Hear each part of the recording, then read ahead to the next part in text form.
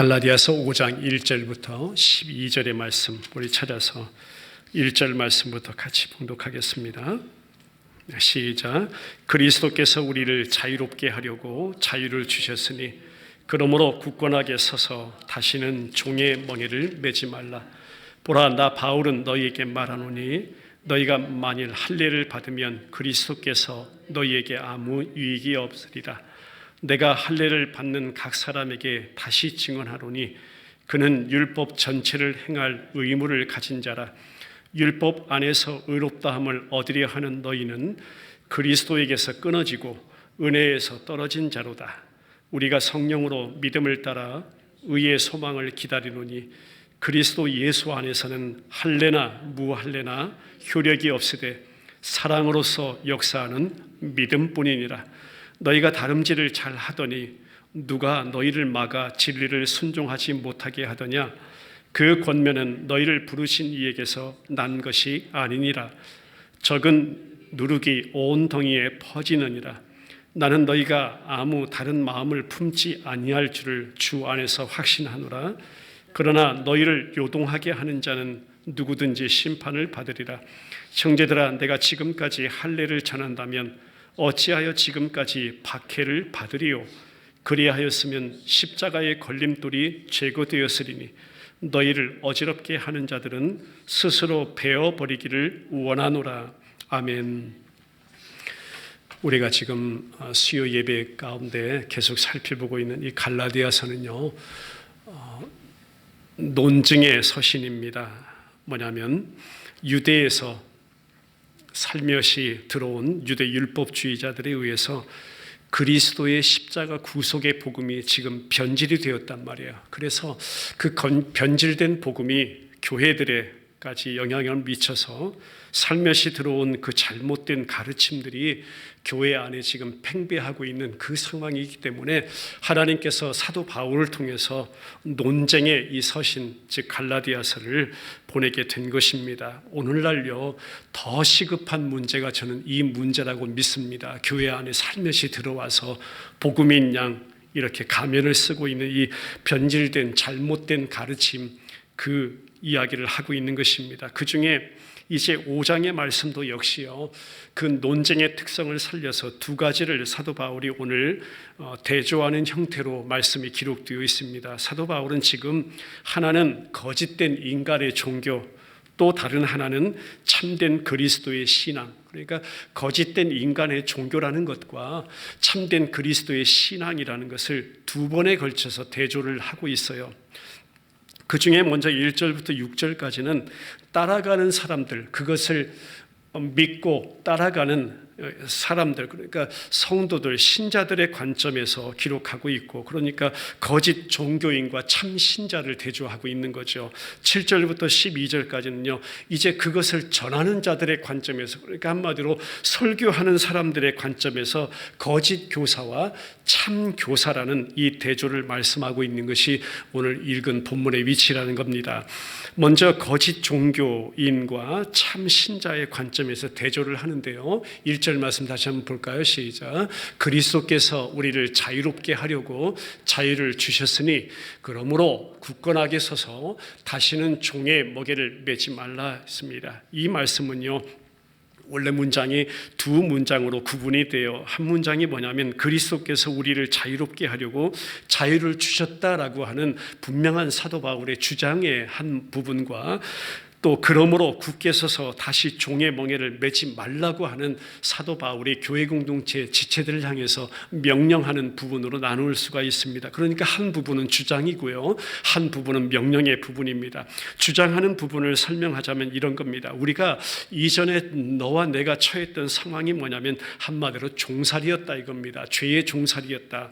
그러나 그리스도의 속죄 사역을 통해서 성도는 이제 진정한 자유의 삶을 살아가는 자유자 되었다. 율법으로부터의 자유이자 그것은 곧 죄로부터의 자유이고 더 자세히는 그리스도께서 우리를 해방시키면서 우리를 자유케 하시면서 하신 일은 우리 양심의 모든 죄책감으로부터의 자유도 포함되는 것이다. 그렇게 자유케 하셨다. 그래서 우리가 얻은 것이 뭐냐면 양심의 자유라는 것이다. 신앙의 자유라는 것이다. 이것을 조금 더 설명드리면 하나님과 나 사이에, 아버지와 나 사이에는 예수 그리스도 외에는, 한번 따라해보세요. 세상에 그 어떤 첨가물도 있을 수가 없는 것이다. 이것이 바로요 우리가 이야기하는 소위 양심의 자유, 신앙의 자유, 종교의 자유라는 거예요. 나와 아버지 사이 그 일대일의 관계 속에 예수님 외에는 어떤 첨가물도 있을 수가 없다는 겁니다. 때로 우리 신앙생활 하면서 율법의 압제로부터의 그 자유치 못하는 모습, 어떨 때는 그래요. 신앙생활을 해나가는 가운데서도 내가 하나님의 은혜를 얻어내기 위해서는 반드시 이것 지켜야 하는데 오늘도 못 지켰다. 또 지켜야 하는데 오늘도 또 못 지켰네. 그러면서 계속 점점 그것이 불어나서 무시무시한 나 스스로의 어떤 발버둥으로부터의 그런 이 압박과 또 죄책감 속에 눌려서 살아가는, 자유하지 못하는 신앙생활의 모습이 참 많다는 것입니다. 그런데 그 모든 것으로부터 우리 예수님이 십자가를 통해서 자유함을 우리에게 허락해 주셨다는 거예요. 오직 예수님 통해서 하나님 아버지께 나아가는 자유가 그것이고, 예수님 때문에 죄인에 불과한 내가 그럼에도 불구하고 아버지 하나님 앞에 받아들여지는 그 자유를 지금 사도 바울이 주장하는 것이며 우리가 그 자유 받았다는 거예요. 명령하는 부분을 설명하는 거예요. 이는 그리스도께서 내게 자유 주셨고 우리를 자유롭게 하려고 하셨으니 우리는 그 안에서 뭐 하라는 거예요? 굳건하게 서서 다시는 종의 멍에 매지 마, 그거예요. 예수님께서 하나님 아버지의 용서에 의해서 우리 모두에게 가져다 주신 영광스러운 그 양심의 자유를 누려야 한다는 것이죠. 이거예요.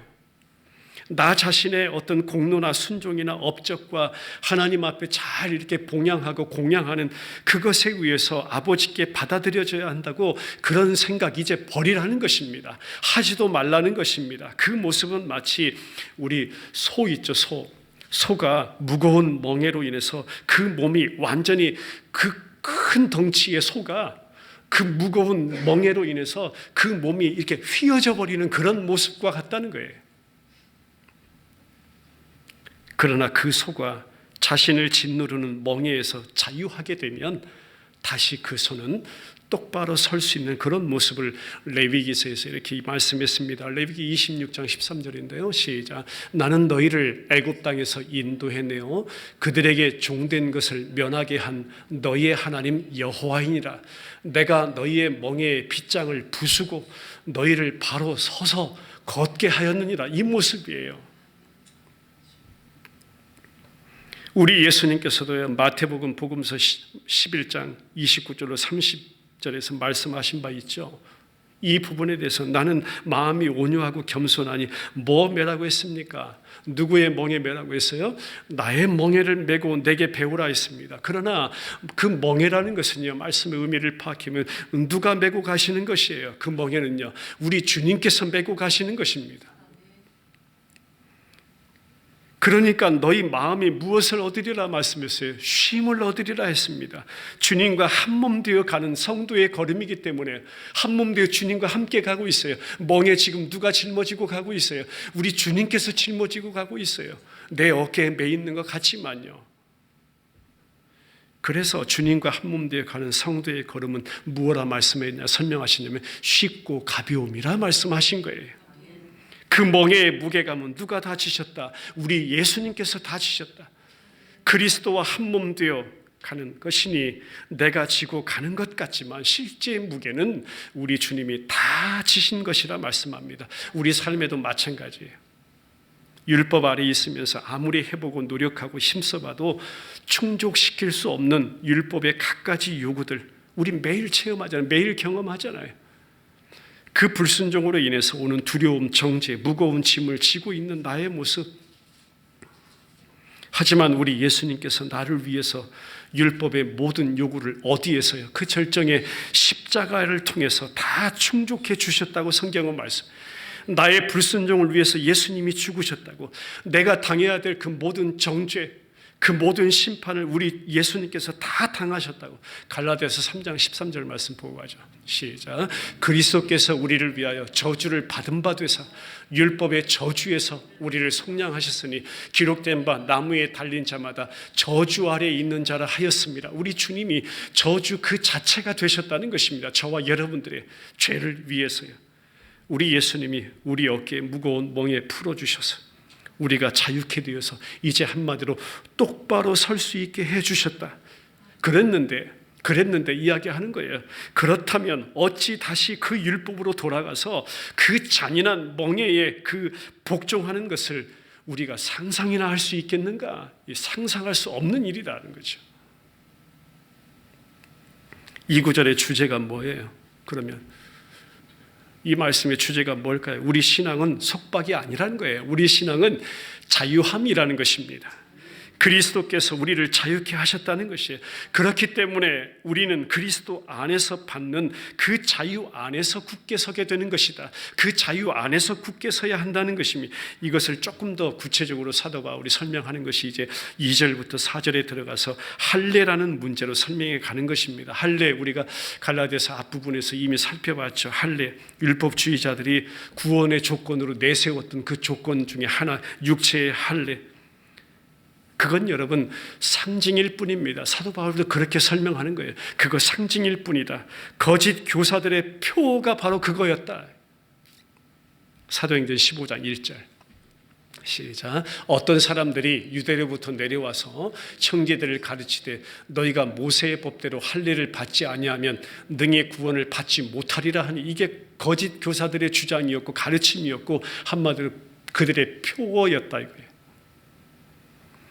5절에도 보면요, 바리새파 중에 어떤 믿는 사람들이 일어나 말하되 이방인에게 할례를 행하고 모세의 율법을 지키라 명하는 것이 마땅하다 하니라. 이걸 가르치는 것 마땅하다고 여겼던 자들이 지금 거짓 교사들의 주장이라는 것입니다. 이들의 주장은 예수 믿는 그 믿음으로 구원 얻는 것은 불충분하다 이거죠.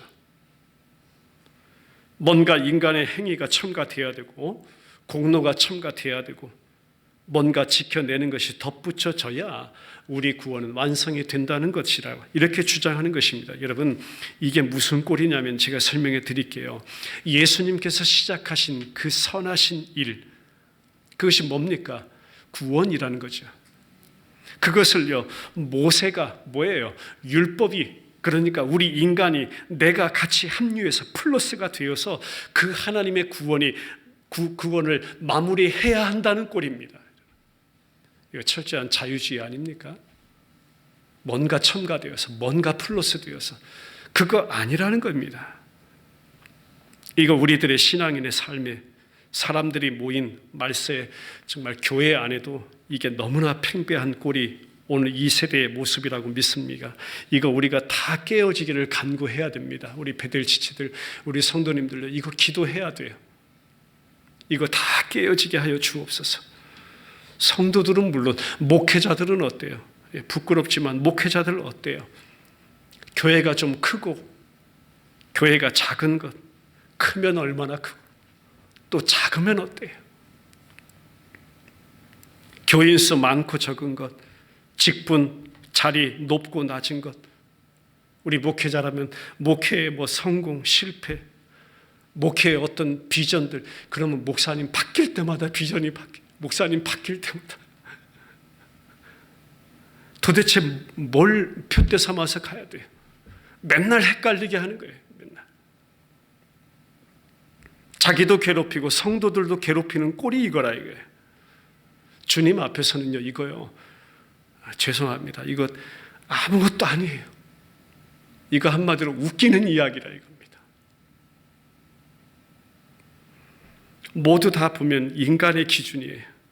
결국 다 인간을 추구하는 모습, 나 추구하는 모습이에요. 결국 자신에 의해서 주님의 구원을, 이 완성을 가져온다는 어떤 착각이라는 것입니다. 바울이 여기에 대해서 어떻게 말하는가를 보세요. 2절 3절 시작. 보라, 나 바울은 너희에게 말하노니 너희가 만일 할례를 받으면 그리스도께서 너희에게 아무 유익이 없느니라.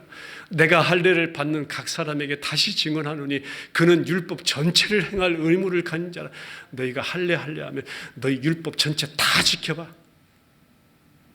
그런 의무 가진 자가 너희들인데 다 지켜봐. 다 지켜줘요. 그들이 결국 누구라는 것입니까? 4절에 설명하는 거예요. 시작. 율법 안에서 의롭다함을 얻으려 하는 너희는 그리스도에게서 끊어지고 은혜에서 떨어진 자다. 얼마나 무시무시한 선포입니까? 바울은 뭐 돌려서 말하지 않아요. 돌리지 않아요. 그냥 직접적으로 지금 선포하는 겁니다. 그러면 그리스도는 너희에게 아무 유익 없다. 그런 너희는 그리스도에게 끊어지고 하나님의 은혜에서 떨어진 자라는 거예요. 은혜 없이는 살지 못하는 자가 저와 여러분 성도라는 이름이고, 은혜 아니면 서지 못하는 자가 그리스도인인데, 그거에서 끊어졌다고 하면 생명 잃은 상태에 죽은 상태라 이겁니다. 얼마나 엄숙한 주장인지 몰라요. 나 스스로, 인간 스스로는 구원할 수 없다는 것입니다. 불가능하다는 것입니다. 그러니 너희들은 율법의 종교, 또 반대로 은혜의 신앙, 할례, 또 반대로 그리스도, 둘 중 하나 그 길에 서야 한다는 것입니다. 한마디로 오직 예수로만 우리 구원 충분하다. 여기에 어떤 것이라도 더하면 그 자체는 그리스도를 잃어버리는 꼴이다. 우리 구원은 오직 믿음, 오직 은혜, 그리스도 안에만 있는 것이다. 그 은혜만 구하라. 그 은혜만을 누리라. 힘쓰고 애씀이 없을지라도 이 샘에 오면 다 마시겠네. 우리 찬송하죠. 샘물 되시는 예수님 그 한 분으로만 얻게 된 구원이, 우리 받은 구원의 은혜이다. 5절 6절 봅니다. 시작. 우리가 성령으로 믿음을 따라 의와 소망을 기다리노니 그리스도 예수 안에서는 할례나 무할례나 효력이 없으되 사랑으로서 역사는 무엇뿐이다? 믿음뿐이라 했습니다. 여기서요, 잘 보시면 대명사가 바뀌어요. 앞에서는 너희라고 했지만 이제는 우리라는 이 대명사로 바뀌어요. 편지를 받는 사람뿐만 아니라 이제 편지를 쓰게 된 자기 자신도 거기에 포함시키면서요, 한 사람의 성도로 포함시키는 것입니다. 그러니까 참된 성도, 복음을 따르는 성도, 그리스도의 은혜의 복음에 서 있는 성도에 대해서 지금 설명해 가는 것입니다. 여기서 강조하는 것 하나가 뭐예요? 믿음이다 이거죠. 믿음. 이 믿음에 대해서 두 가지 말해요. 5절에 한 번, 6절에 한 번. 5절에 말하는 믿음은 뭐냐면 믿음을 따라 기다린다는 것입니다. 너와 나 우리 성도는 그 믿음을 따라 기다리는 존재이다 이거예요. 무엇을 기다려요? 의와 소망을 기다린대요. 우리에게 의, 소망은요 한 분뿐이에요. 오직 예수님. 이는 그리스도와 연합을 이루어 그리스도와 함께 이제 장차 마지막 날 하나님 아버지 앞에서 영원하신 그 신적인 생명 가운데 함께 살게 되는 그것을 우리는 영생이라고 하죠. 그거 소망하며 기다리는 존재라는 것입니다. 무엇 안에서? 그리스도의 믿음 안에서. 성도는 그것을 위해서요, 뭔가를 일하는 존재가 아니다. 우리는 믿음으로 그것을 기다리는 존재이다. 그 이름을 성도라고 합니다. 이제는 그것을 확보하기 위해서 애쓰거나 내 어떤 선행으로 그것을 얻어내야 하는 존재가 아니다. 이미 그리스도의 십자가 구속의 은혜로 말미암아 확보되고 얻어진 것이다. 그것 값없이 주어진 선물. 그래서 주님이 이미 이루신 그 일을 감사하면서 소망하면서 믿음으로 그것을 기다리는 존재가 우리들이다. 할렐루야. 얼마나 놀라운 은혜입니까? 또 하나 믿음 설명하면서 6절에서는요. 보죠. 6절 다시 한번 볼까요? 그리스도 예수 안에서는 할례나 무할례나 효력이 없으되 사랑으로서 역사하는 믿음뿐이라 했습니다. 여기서 한 번 더 거짓된 가르침 부인하는 거예요. 우리가 그리스도 안에 있을 때는 다른 어떤 것도 필요가 없다. 그러니까 육체의 할례든 무할례든 우리 하나님 앞에서는 그런 것이 나의 어떤 지위를, 하나님의 아들됨이라는 것을 한층 더 높여주거나 때로는 뭐 혹시나 그것이 없다고 낮추거나 이런 것에는 아무런 효력이 없는 것이 육체의 할례 또는 무할례 이런 것이다 이거예요. 아버지 앞에 받아들여지기 위한 단 한 가지 필요한 것이 있다면 그것은 예수 그리스도 안에 있는 것뿐이다. 그리고 우리는 믿음으로 그리스도 안에 있게 되는 것이다. 마지막 날도 마찬가지. 마지막 날도 저와 여러분들에게요, 딱 하나 남는 것. 마지막 날 다 사라지고 다 불타고 다 허물어지고 없어지고, 그런데 딱 하나 남는 것 뭐예요? 오직 그리스도의 믿음. 그 믿음을 바울은 설명하고 있네. 딱 하나 믿음. 그 믿음. 그렇다고 해서 우리 성도님들이 잘못 알아서는 안 되는 것이 뭐냐면, 우리가 다 구원받았다 그러면 이제 내 마음대로 살아도 되네. 이미 구원 얻어냈으니까, 따놨으니까 내 마음대로 행동해도 되네. 내 신앙생활에는 순종이라는 것은 전혀 관계가 없네. 이 말하는 것 아니죠. 분명히 알고 가야 돼요.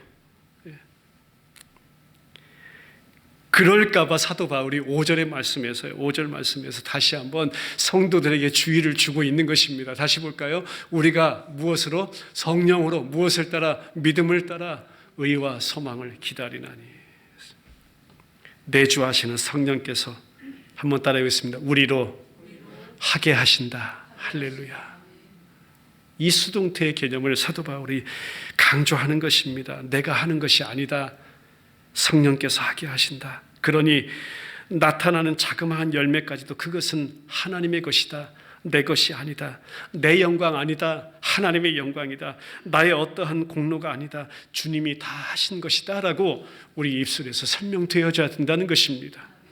22절 23절 먼저 가서 볼까요? 시작. 오직 성령의 열매는 사랑과 희락과 화평과 오래 참음과 자비와 양선과 충성과 온유와 절제니 이 같은 것을 금지할 법이 없느니라. 그리고 나서 6절의 말씀, 오늘 읽은 본문에 연결해서 한번 보죠. 시작. 그리스도 예수 안에서는 할례나 무할례나 효력이 없이 돼 사랑으로서 역사하는 믿음뿐이다. 뭐 한다고 했습니까? 우리가 사랑하는데 사랑으로서 뭐하는, 역사하는 믿음뿐이라. 어디 안에서? 우리 안에서요. 하나님에 의해서, 내 안에서 그저 아무렇게나 사는 것 아니라 그 성령 하나님께서 내 안에서 역사하는 믿음 가운데 우리로 사랑하게 하시고, 우리로 가끔 선행도 하게 하시고, 긍휼도 베풀게 하시고, 이웃 형제를 또 사랑하게도 하시고, 그렇게 역사하는 믿음이라고 설명하고 있는 것입니다. 사랑을 바라는 믿음이라고 설명하는 것입니다. 이제 조금 관점이 바뀌어서요, 이제 거짓 교사와 참교사, 전하는 자, 설교자의 관점에서 대조하는 부분이 7절부터 12절입니다. 10절에서 보면 10절 말씀 보고 시작. 나는 너희가 아무 다른 마음을 품지 아니할 줄을 주 안에서 확신하노라. 그러나 너희를 요동하게 하는 자는 누구든지 심판을 받으리라. 너희를 요동하게 하는 자 누구예요? 바로 사도 바울이 지적하고 있는 거짓 교사라는 거죠. 거짓 교사, 너희에게 하나님의 진리를 가르치고 있는 사도 바울은 그와 나를 대조하는 것입니다. 전하는 자. 7절 말씀 봅니다. 시작. 너희가 다름질을 잘 하더니 누가 너희를 막아 진리를 순종하게 못하게 하더냐? 누가가 엉뚱하게 전하는 자, 잘못된 것 전하는 자. 바울의 비유 중에 하나가 뭐냐면, 여러분 잘 아시죠? 이 경기장에서 다름박질하는 이 다름질, 경주에 사도 바울은 이 비유를 하죠. 그 비유하기를 좋아하는 인물 중에 한 사람이 사도 바울이죠. 다름질을 잘하는 것은요, 뭘 말씀하냐면 진리를 믿는 것을 의미합니다. 단지 행위만을 잘하는 것이 아니라 잘하는 것은 진리를 순종한다는 것을 의미합니다. 그가 믿는 것과 행동하는 것이 시종일관 성령 안에서 일치된다는 것입니다. 갈라디아인들이 처음에 그렇게 경주를 시작했고, 처음 복음을 들었을 때 경주를 잘 스타트했어요. 믿는 것도 순종하는 것도 행동하는 것도 일치했단 말이에요. 처음에는 다름질을 잘 했다라고 설명하는 거예요. 그리스도께서 자신을 죄에서 자유케 하셨다는 거, 이 진리 앞에서 사도 바울이 설명한 거 다 믿었다는 거예요. 자유를 누렸다는 거예요. 진리에도 순종했다는 거예요. 그런데 하지만 지금은 어떻다는 거예요? 누군가가 그들을 방해했네요. 똑바로 가고 있는 그 정로에서 이제 벗어나도록 장애물이 하나 놓여졌네요. 거짓이라는 것. 갈라디아 성도들이 처음 믿은 진리를 반박하고 변질시켰다고 하는 겁니다. 그 결과로 그들은 그리스도를 버렸고 그 결과로 그들은 하나님의 또 그리스도의 은혜에서 떨어졌다고 사도 바울이 설명했던 거예요. 사도 바울이 여기서 거짓된 가르침, 거짓을 전하는 자들의 가르침, 그 출발이 어디이고 그 결과가 무엇이며 그 종말은 어떻다라는 것을 전 과정을 통해서 이 짤막한 부분에서 다 그것을 추적해가지고요. 다 그것을 저 이렇게 표현하고요. 사도 바울이 수사를 해가지고요. 밝혀내가지고요. 성도들에게 이거다라고 밝혀주는 것이 그 이후에 증거되는 말씀입니다. 거짓 가르침의 기원이 뭐냐면 8절이에요. 8절 말씀 시작. 그 권면은 너희를 부르신 이에게서 난 것이 아니니라.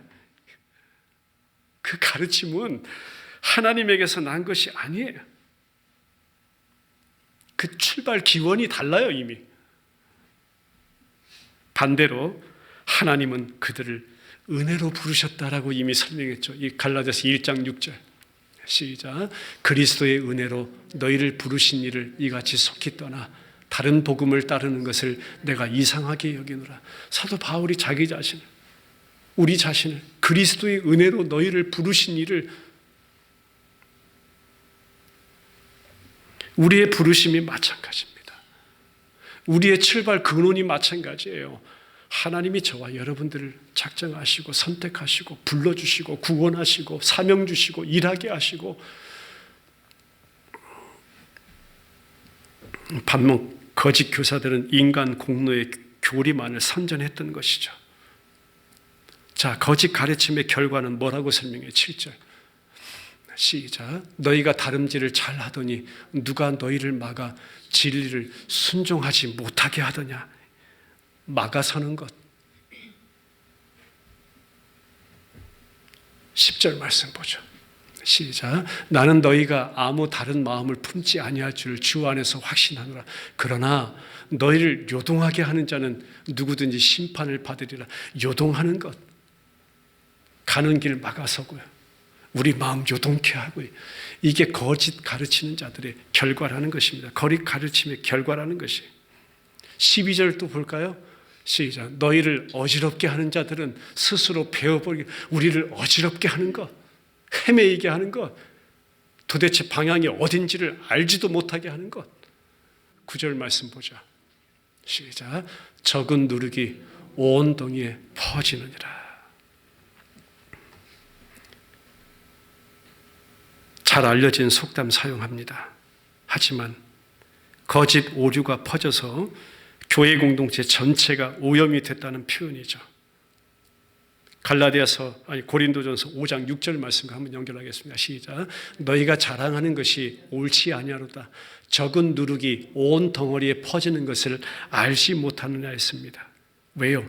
그것은 하나님으로부터 나온 것이 아니기 때문에. 그것은 하나님으로부터 나온 것이 아니기 때문에 그 거짓 가르침에 대항하기로 또 저항하기로 사도 바울이 이렇게 작정을 했다는 것입니다. 거짓 가르침의 종말 10절 말씀 시작. 나는 너희가 아무 다른 마음을 품지 아니할 줄을 주 안에서 확신하노라. 그러나 설명하기를 너희를 요동하게 하는 자는 누구든지 심판을 받으리라. 12절 말씀, 또 무서운 말씀 한 말씀 확인하며 시작. 너희를 어지럽게 하는 자들은 스스로 베어버리기를 원하노라. 스스로 베어버리기를. 이건요, 소아시아의 그 당시에 갑바도기아, 길리기아, 그 소아시아 가장 북쪽에 있는 지역이 갈라디아 지역인데요. 그 일대에 만연하고 있었던 이 이교도의 사제들을 사도 바울이 염두에 둔 것입니다. 이거 그 교회 공동체 안에 살면서 그 무리만을 이야기하는 것이 아닙니다. 전체 이 이교도의 사제들을 염두에 두고 스스로를 고자로 만들기를 바라는 마음을 사도 바울이 표현한 거예요. 너희가 할래 하는데 너희들 스스로 고자를 만들기를 바라는 마음을 강하게 표현하는 것이 바로 이 원문의 의미입니다. 그만큼 이 마지막 때에 그리스도의 복음에 대한 이 사도 바울의 그 깊은 사랑, 말씀에 대한 사모함, 그 관심, 우리 지체들이 제발 분별하고 또 분별하기를 원하는 이 한 사도의 간절한 바람, 기도 제목, 역시 변질된 복음을 전하는 거짓 교사들이 이 땅에서 그렇게 끊어지기를 기도하는 한 사도의 그리스도의 복음을 전하는 자의 기도의 제목이었다 이거예요. 그들이 아예 끊어지기를 원한다. 그것이 베어지기를 원한다. 11절 보겠습니다. 시작. 형제들아, 내가 지금까지 할 일을 전한다면 어찌하여 지금까지 박해를 받으리요? 자, 그들이 이야기한 것처럼 내가 지금까지 할례 전했다면 너희들에게 이렇게 박해 없어야 되잖아. 그런데 지금도 나는 핍박을 받고 있고 박해를 받고 있네. 그 이야기 계속 읽습니다. 그리하였으면 십자가의 걸림돌이 제거되었으리니, 그 얘기예요. 우리 성경에 빠진 번역이 하나 있습니다. 원문 성경에 보면 하지만이라는 말씀이 앞에 추가되어 있어요. 그러니까 하지만 내가 if 무엇 한다면 이런 거죠. 사도 바울이 이제 그들에게서, 이 거짓 교사들에게서 이제 가장 가깝게 자신 하나님의 보내심을 받은 참 교사에게로 이 성도들의 시선을 이제 끌어당기는 거예요. 돌리게 되는 것입니다. 거짓 교사들은 바울도 자기들처럼 똑같이 할례를 전하는 그 일에 찬성을 한다고 엉뚱한 소문을 퍼뜨려 가지고요. 사도 바울도 마치 자기들 편에 서 있는 양 그렇게 거짓 소문 퍼뜨렸다는 것입니다. 그러니까 성도들이 더 헷갈리죠. 여기에 사도 바울은 단호하게 아니다라고 하는 거예요. 그러면서 또 한 번 대조를 설명합니다. 그들은 할례를, 나는 그리스도를, 그들은 자신의 선행을 통해서 구원을 얻을 수 있다고, 나는 오직 십자가에서 죽으신 그리스도만이 우리를 구원하실 수 있다고. 그들은 사람의 비유를 맞추기 위해 귀에 듣기 좋은 이야기를 했지만 나는 십자가에 달리신 그리스도의 메시지만 전하니 인간의 자만심을 상하게 하고, 그래서 나는 인기가 없는 존재라 이겁니다. 한마디로. 그래서 할례를 전하는 것은 핍박을 피하는 것이고 그리스도를 전하는 것은 핍박을 불러들이는 경우가 되었다. 자신이 그렇다. 사람들은 자신들이 십자가 은혜 안에서만 지금도 구원받을 수 있다는 그런 말을 듣기 싫어하고, 그렇게 말하는 설교자를 싫어하고 반대한다는 것입니다. 그래서 바울은 내가 여전히 이렇게 핍박을 받고 있으니 나 자신은 절대 할례를 전한 자가 아니라고 성도들에게 대답해 주는 거예요. 헷갈리지 말라는 거예요.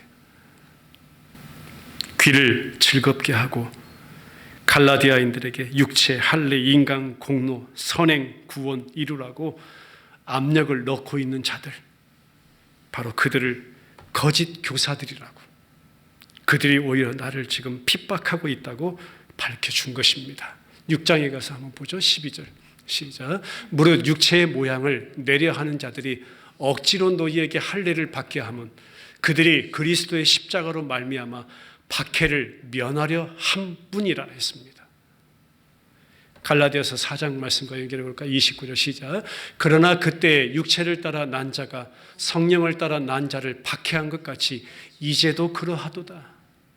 여전히 우리는 핍박 가운데 있으며, 그러니 나는 절대 할례를 전한 자가 아니다. 이삭의 후손, 지난주에 설명드렸던 이삭의 후손 성도는 이스마엘, 세상으로부터 항상 핍박을 받게 되어 있다. 구약의 많은 예언자들이 그랬고요. 신약의 사도들도 그랬고요. 수십 세기 거쳐오면서 기독교 역사상 보면은요, 은혜의 복음을 왜곡하는 것, 은혜의 복음을 변질시키는 것, 은혜의 복음을 희석시키는 것을 거부하는 설교자들은요, 다 고난을 받았던 모습입니다. 그리스도의 십자가 복음은 인간의 교만에는 심각하게 거치는 것, 그들에게는 오히려 십자가가 걸림돌이 되는 것, 거스리는 것이라고 사도 바울은 설명하고 있는 것입니다. 이 복음 소식 자체가 그래요. 인간은 죄인이다라고 하잖아요. 복음 자체가 그렇잖아요. 저와 여러분들을 죄인이라고 말씀하잖아요. 반역자라고 설명하잖아요. 허물과 죄로 죽은 자라고 하잖아요. 죄의 정죄 아래 노인자라고 하잖아요. 자신을 구원하기 위해서 아무것도 할 수 없다라고 설명하는 것이 복음이잖아요. 오직 십자가에 달리신 예수 그리스도만 통해서 구원받을 수 있다라고 전하는 것이 그 메시지가 복음이잖아요. 인기를 끌 수 있는 방법은 쉬워요, 여러분. 저도 오늘 많은 인기를 끌 수 있는 방법은 아주 쉬워요. 간단해요. 그거 제가 너무 잘 알아요. 뭘까요? 이것 반대로 전하면 돼요. 그리고 이것과 이것을 섞어가지고요, 살짝 섞어가지고요, 비벼가지고요, 잘 만들어서 전하면요, 저 굉장히 인기 있을 거예요. 이런 꼴을요, 한마디로 사도 바울은 절대 사양한다. 이런 꼴을요, 사도 바울은 오직 예수뿐이라고 증거하는 것이 오늘 본문의 메시지임을 믿습니다. 결론 맺고 기도하죠. 현 시대를 영적으로 가만히 보면요, 종교라는 것은요, 다 양다리를 거치고 있어요. 양쪽에서 모두 다 자기에게 좋은 것 취하려 하는 것이 인간의 종교입니다. 한 가지만을 선택하라고 하면 그거 싫어합니다. 성도의 신앙이라고 할 때는요, 절대 모호한 것을 허용하지 않는 것이 성도의 신앙이라는 것입니다. 종교와는 달라요. 신앙은요, 모호함이 없는 것입니다. 명확한 것입니다. 단호한 것을 고집하는 것입니다. 할례가 사람이 할 수 있는 인간의 성취의 종교라면 오직 그리스도는 하나님이 그리스도의 성취된 사역을 통해서 이루어내신 은혜의 신앙임을 믿습니다. 그래서 저와 여러분들은 종교인이라고 말하는 것이 아니라 그리스도의 신앙인이라고 말하는 것입니다. 할례는 율법의 행위, 속박 그 자체이지만 그리스도는 은혜요, 믿음이요, 자유를 의미합니다. 그러니까 사도 바울이 지금 하나님의 마음이, 주님의 마음이 그거예요. 갈라디아인들이요, 둘 다는 안 돼. 이 둘 다는 만날 수도 없는 거야. 대조적이야. 절대 배타적이야. 이를 따르는 성도들이나 이를 전하는 목사들이나 오직 한 길에만 서야 돼. 자, 한번 따라해 보겠습니다. 너의 동기가 무엇인가?